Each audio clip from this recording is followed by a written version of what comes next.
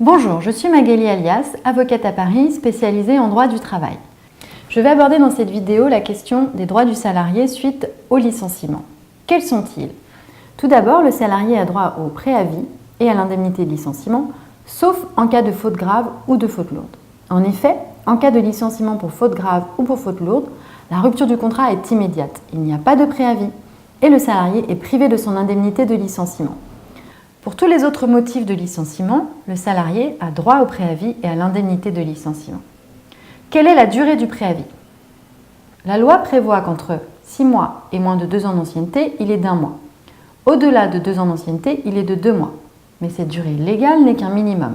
Si le contrat de travail du salarié ou si la convention collective applicable à l'entreprise prévoit un préavis plus long, c'est ce préavis plus long qui s'applique.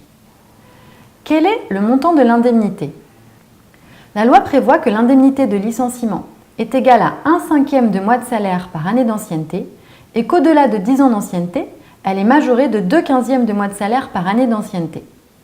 Le salaire moyen est calculé sur la base soit des 12 derniers mois, soit des 3 derniers mois ayant précédé le licenciement. C'est la moyenne la plus favorable au salarié qui s'applique. Deuxième volet des droits du salarié suite à son licenciement. Au moment de la rupture du contrat de travail, l'employeur remet au salarié plusieurs documents obligatoires. Quels sont-ils? Le solde de tout compte, le certificat de travail, l'attestation ACEDIC qui va permettre au salarié de faire valoir ses droits à l'assurance chômage, un document relatif à la portabilité des garanties santé et prévoyance, un état récapitulatif s'il y a lieu de l'épargne salariale et, le cas échéant, un bulletin individuel d'accès à la formation.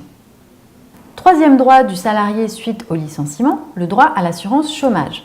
Le licenciement ouvre droit à l'assurance chômage, et ce, quel que soit le motif de licenciement. En effet, contrairement à une idée reçue, le licenciement pour faute grave ou pour faute lourde ne prive pas le salarié de son droit à l'assurance chômage. Enfin, le salarié peut contester son licenciement devant le Conseil des prud'hommes compétent dans un délai maximal de 2 ans à compter de la date du licenciement.